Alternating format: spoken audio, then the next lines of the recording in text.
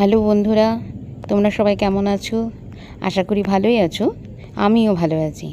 তো আজকে চলে এসেছি আরেকটি নতুন ব্লগ নিয়ে, কাশ্মীর ট্যুরের পার্ট 4। তো এর আগে যথারীতি 3টে ব্লগ আমি দিয়েছি। তো যদি কোনো নতুন বন্ধু এই থেকে থাকো তাহলে তোমরা অবশ্যই সেই আগের 3টে ব্লগ দেখে নিও। সেখানে কাশ্মীর সিরিজে পার্ট 1, পার্ট 2 এবং পার্ট 3 রয়েছে, আজকে পার্ট 4। গত ব্লগে বলেছিলাম যে আজকে আমাদের সোনমার্গ যাওয়ার কথা। তো যথারীতি সকাল সকাল আমরা সোনমার্গের উদ্দেশ্যে বেরিয়ে গেছি। মোটামুটি 7টা সাড়ে 7টা নাগাদ আমরা ব্রেকফাস্ট করে যথারীতি রওনা দিয়ে দিয়েছি। তো সোনমার্গ, শ্রীনগর থেকে সোনমার্গের দূরত্ব 81 কিলোমিটার। তবে সোনমার্গটা কিন্তু পুরোটাই পাহাড়ের ওপরে। এই সোনমার্গ যাওয়ার পথে আমরা কিন্তু 2-3টে জায়গায় গাড়ি দাঁড়িয়ে রেস্ট করেছিলাম, একটু রিফ্রেশ হওয়ার জন্য, একটু টি ব্রেকের জন্য। তো এই একটি জায়গায় আমরা চা খাওয়ার জন্য দাঁড়িয়েছিলাম। জায়গাটা শুধু দেখো তোমরা, অপূর্ব। আর এদিন কিন্তু সুন্দর রৌদ্র ছিল বলে আরও সুন্দর ঝকঝকে ওয়েদার। তো আমরা সবাই মিলে ঠিক চলে আসলাম এই নদীটির ধারে। এখানে অনেকক্ষণ আমরা সময় কাটাই, বেশ ভাল লাগছিল। আর এই যে দোকানগুলো দেখছো, এই সমস্ত দোকান, এখানে অনেকগুলো দেখো, অনেক ট্যুরিজমের গাড়ি দাঁড়িয়ে আছে, ট্রাভেলার গাড়িগুলো।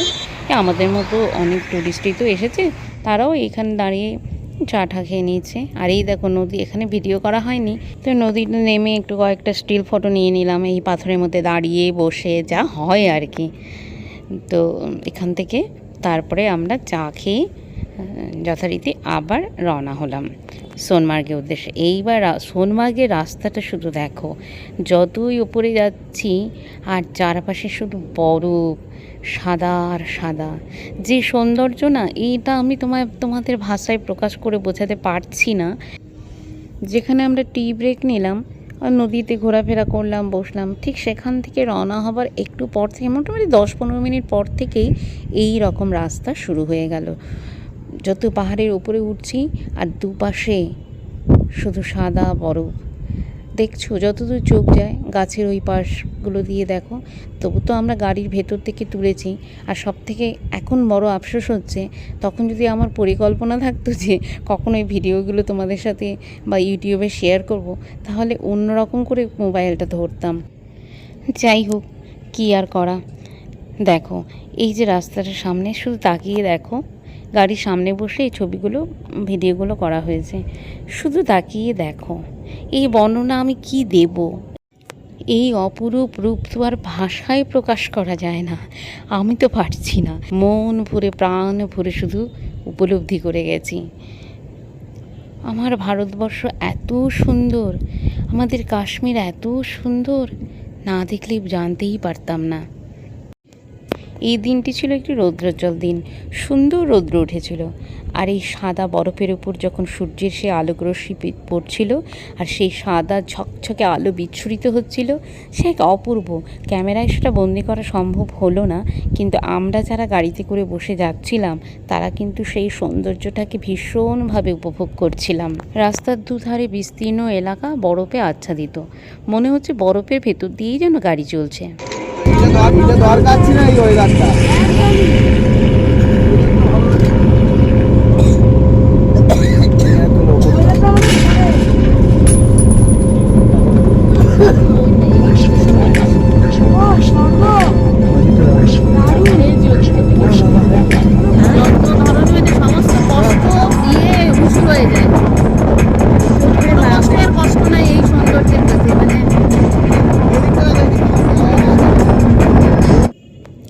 প্রতিটি মুহূর্ত প্রকৃতির অপরূপ সৌন্দর্য তাড়িয়ে তাড়িয়ে অনুভব করছিলাম আমরা। তাকিয়ে দেখো শুধু, বিউটিফুল, অপূর্ব। সোনমার্গ যে এত সুন্দরী তা কিন্তু আসার আগে জানতে পারিনি। যত পাহাড়ি রাস্তা ধরে এগোচ্ছি আর যত এই সৌন্দর্য চোখে পড়ছে, গাড়ির ভেতর থেকে সবাই আমরা চিৎকার করছি আনন্দে। প্রত্যেকেরই একই কথা যে আমাদের আশাটা সার্থক।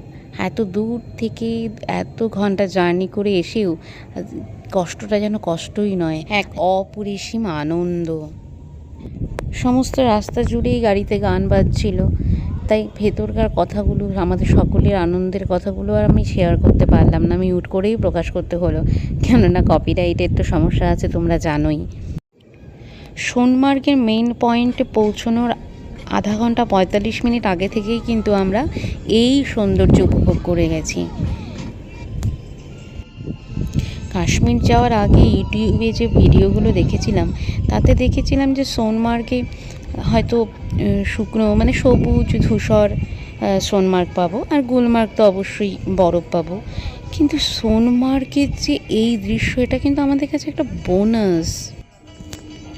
সোনমার্গের মেন পয়েন্টে অবশেষে পৌঁছলাম, সেখান থেকে আবার দুটো জায়গায় যাওয়া যায়। তো যাই হোক, প্রথমে আমরা এখানে নেমে একটু ঘোরাফেরা করলাম, একটু বরফের মধ্যে ছবি তোলা, এই সমস্ত বিভিন্ন খোঁজ খবর নিচ্ছিলাম কিভাবে যাওয়া যেতে পারে, কোথা থেকে কিভাবে কোন জায়গায় যায়।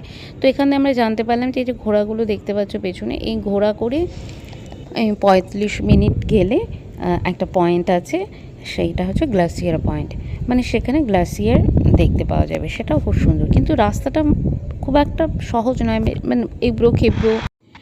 এছাড়া আরও একটি পয়েন্ট আছে, সেটা হচ্ছে 0 পয়েন্ট জোজিলা পাস, সেটা কিন্তু গাড়ি করে যেতে হয়।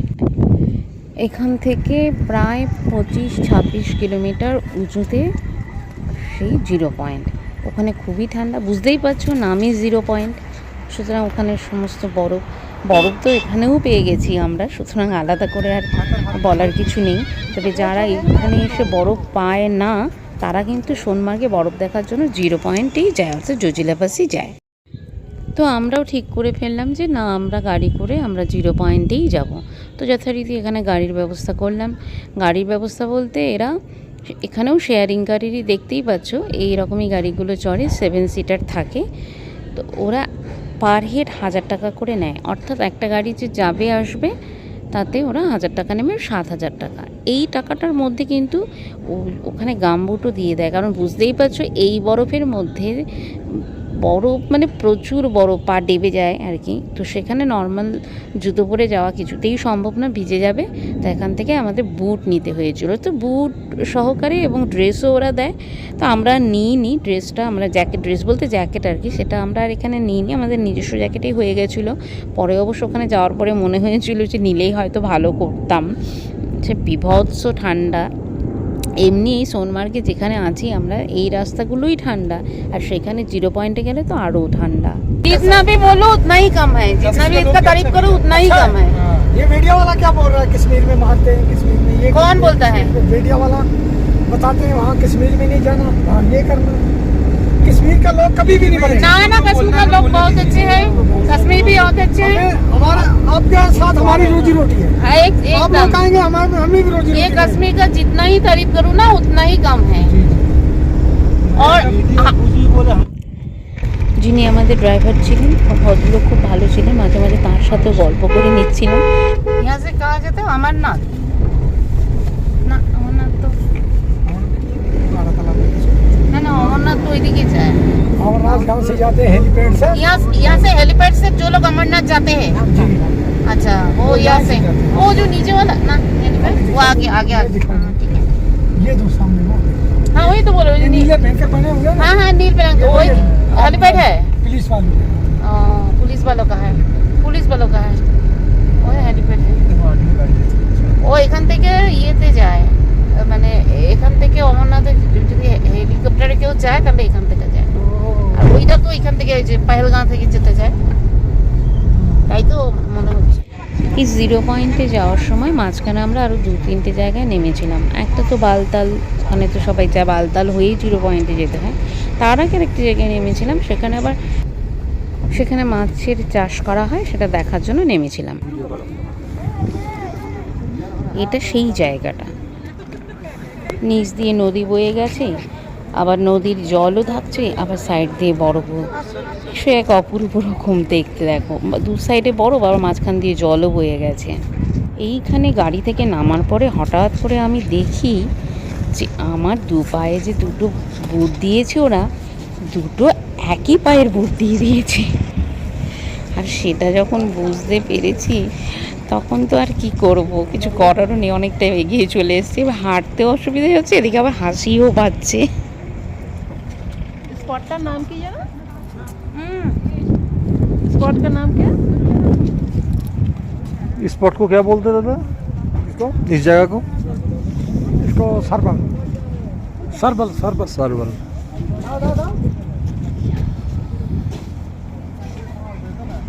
তো শুনলে এই জায়গাটার নাম হচ্ছে সার্ভাল, আর এই সার্ভালের পরেই হচ্ছে বালতাল। তো আমরা যথারীতি এখান থেকে আবার রওনা দিলাম। এবার আমরা বালতালের উদ্দেশ্যে যাচ্ছি। ये बालताब है, अभी हम 0 पॉइंट में जा रहे हैं, है ना?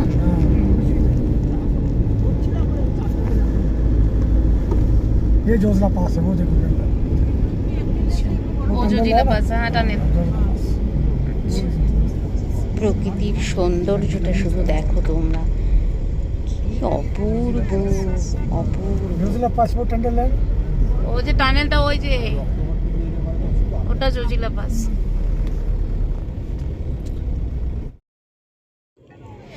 এবার আমরা বালতালে এসে পৌঁছলাম। ওখানে গাড়ি থেকে নেমে এই দেখো বরফ নিয়ে খেলছি। ছোটবেলা থেকেই জেনে এসেছি কাশ্মীরকে ভূস্বর্গ বলে। সত্যি ভূস্বর্গ, সত্যি স্বর্গকে যেন প্রত্যক্ষ করলাম।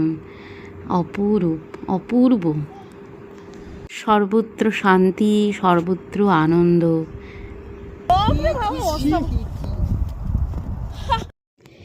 এদিকে গাড়িতে হর্ন দিচ্ছে যে আপনারা তাড়াতাড়ি চলে আসুন, আমরা আবার রওনা দেবো, 0 পয়েন্টে যাব। এদিকে আমরা বরফ নিয়ে খেলছি। এই জিনিস তো আর পাবো না বলো, তাই যতটুকু পেরেছি আনন্দটাকে নিংড়ে নিয়েছি, যতটা পেরেছি। এখানে কিছু আরও ফটো টটো তুলে নেওয়া হলো। তো তুলে নিয়ে আবার আমরা রওনা দিলাম 0 পয়েন্টের দিকে। এই 0 পয়েন্টে যাবার রাস্তাটা দেখো একবার তোমরা, অনেকটা উঁচুতে আমরা উঠে গেছি, কিন্তু এবার উঠে যাবার পরে যখন ডান দিকে তাকাচ্ছি তখন কিন্তু বেশ ভালোই ভয় লাগছিল। রাস্তাটা কিন্তু একটু রিস্কি বটে। যতই উপরে যাচ্ছি ততই ঠান্ডা, আর একটু কেমন যেন একটু যেন শ্বাসকষ্টের মতো হচ্ছিল।